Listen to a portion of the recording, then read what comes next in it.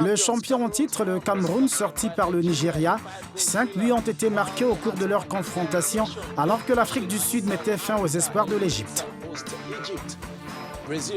Fin d'une décennie de passage à vide pour le Brésil, les Brésiliens ont remporté la Copa América organisée sur leur sol en battant le Pérou 3-1. Les champions du monde en titre, les Américains, ont battu les Néerlandaises, champions d'Europe lors de la finale de la Coupe du Monde par 2-1. Bienvenue dans Football Planet sur Africa News.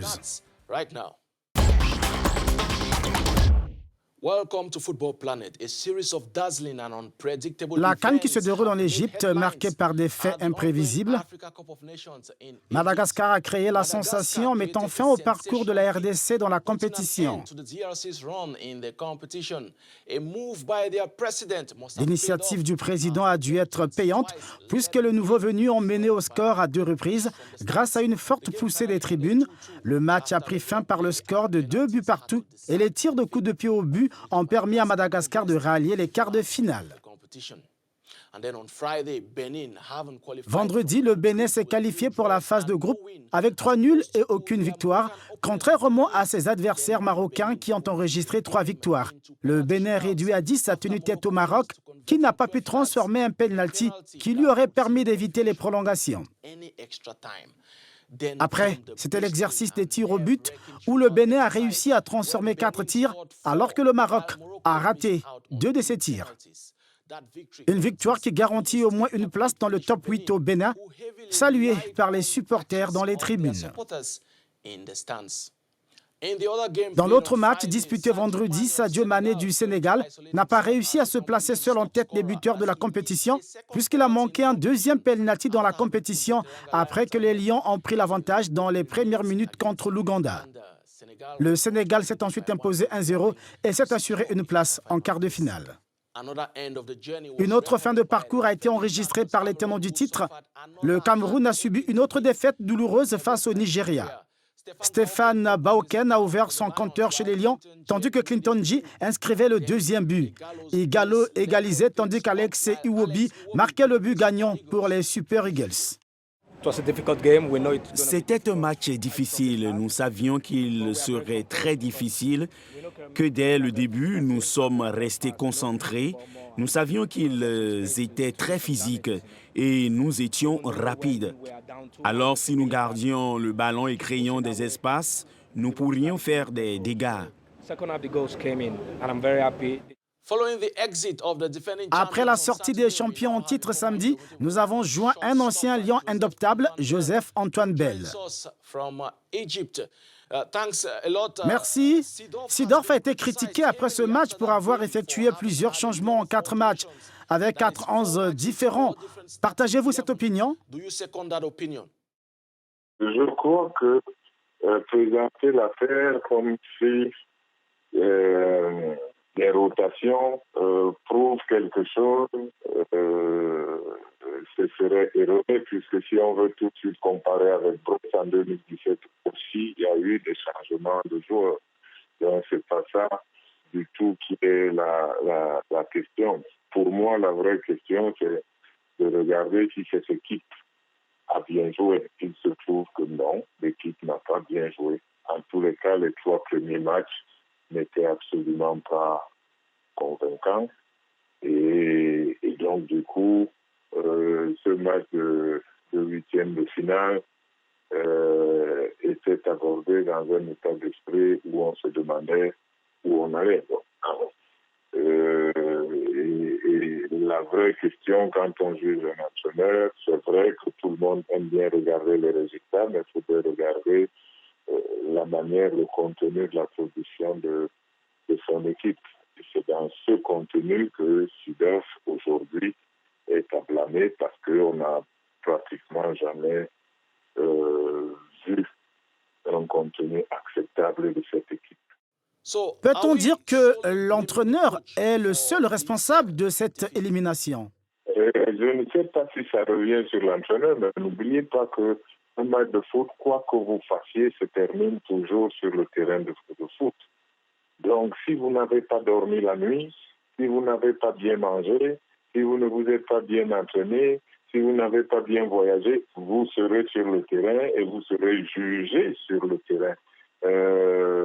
Si vous n'avez rien déclaré avant, c'est que les conditions étaient remplies. Donc moi, je ne peux pas savoir quelles étaient les conditions de l'environnement de l'équipe nationale. Donc en tant qu'observateur, j'observe l'équipe sur le terrain et je ne vais pas du tout dans la vie quotidienne de l'équipe et de ses membres.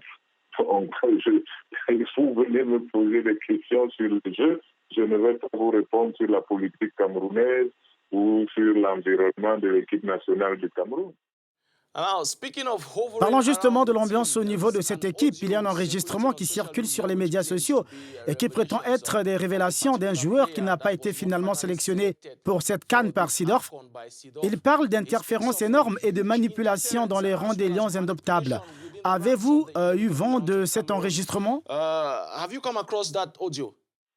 Mais moi, en tant qu'observateur, je n'ai pas besoin d'être au courant de ça. Ça, c'est un problème qui regarde les Camerounais et leurs autorités. Moi, je parle en tant qu'observateur et observateur, je regarde l'équipe, comment elle joue sur le terrain et je parle de comment elle joue sur le terrain. Maintenant, si à l'entraînement, ils ont bu du vin et pas de l'eau, si au lieu de dormir dans leur lit, ils ont dormi par terre, c'est vraiment, je ne suis pas là-bas pour voir ça. Les autorités, les Camerounais n'auront qu'à juger cela. Non, nous, j'ai vu ailleurs, l'Égypte a été éliminée, le président de la fédération a démissionné la même nuit après avoir viré l'entraîneur la même nuit. Donc il tire les leçons de l'échec. Donc moi, les leçons de l'échec, c'est pas moi de les tirer. Les Camerounais et les responsables camerounais, c'est à eux de savoir comment marche leur équipe. Moi, je suis pas qualifié pour aller fouiller et savoir comment marche l'équipe. Ces joueurs-là dont vous parlez sont des joueurs camerounais, donc ils sont à la disposition et des autorités camerounaises, des autorités politiques et des autorités fédérales. Donc, tous ces gens-là, vous savez, si vous vivez sans contrôle, évidemment, tout peut se passer, mais normalement, si ces choses-là que vous décrivez ont lieu au sein de l'équipe nationale, il y a des autorités qui auraient dû s'en rendre compte avant. C'est beaucoup trop facile maintenant de mieux se rendre compte que maintenant. Ils ont la charge de cette équipe au nom des Camerounais. C'est à eux de voir comment elle fonctionne et d'anticiper pour que ce genre de choses n'arrivent pas. Joseph-Antoine Bell, ancien gardien des Lions indoptables. Le choc du jour a été présenté comme un plat froid pour l'Égypte, pays hôte. Après une phase de groupe sans faute avec 3 victoires, l'Égypte a été éliminée par l'Afrique du Sud, qui n'a réussi à se qualifier lors de la phase de groupe que comme l'une des meilleures 3e équipes. Un dernier sursaut de Ntemiko Siloch à la 85e minute a fait tomber les murs du stade international du Caire lorsque le but intervenait contre le cours du jeu. Tous les efforts des Rouges ont été annulés avec diligence alors que les Bafana Bafana s'offraient l'écart.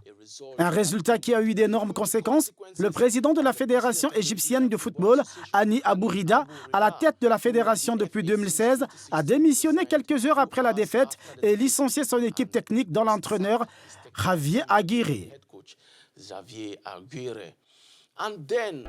Ensuite, nous avons choisi de connaître l'homme qui a peut-être marqué le but le plus important pour l'Afrique du Sud au cours de la dernière décennie.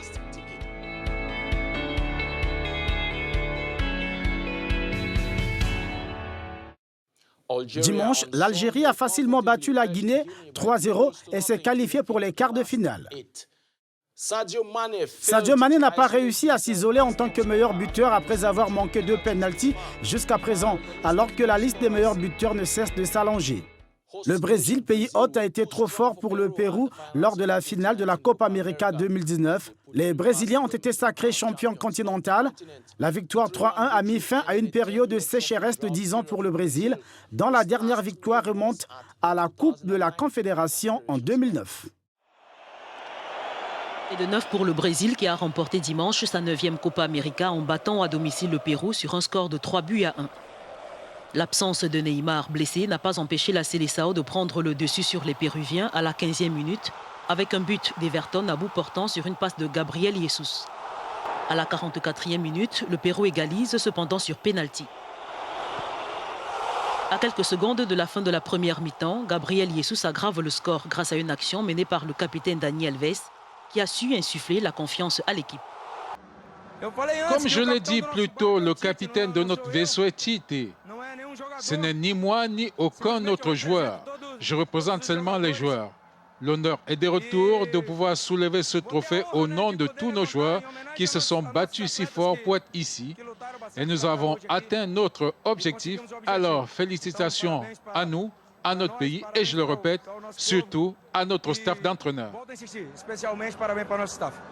L'expulsion de Jesus en seconde partie n'a pas arrêté le Brésil qui se met définitivement à l'abri en fin de match grâce à un pénalty transformé par Richarlison à la 90e minute. Ce trophée est le premier titre majeur du Brésil depuis sa victoire en Copa América en 2007 et le premier pour l'entraîneur Tite qui a pris la tête de l'équipe nationale il y a 3 ans. Alisson Becker a remporté le Gant d'Or après avoir concédé seulement un but face au Pérou en finale. Everton, qui a également marqué lors de la finale, a reçu le soulier d'or, tandis que le capitaine Dani Alves était le MVP. Les États-Unis ont remporté leur 4e Coupe du Monde féminine en s'imposant 2-0 face aux champions d'Europe grâce au but de Megan Rapinoe et Rose Lavelle dimanche dernier. Plus de nouvelles sportives sur Africa News et africanews.com. Au revoir.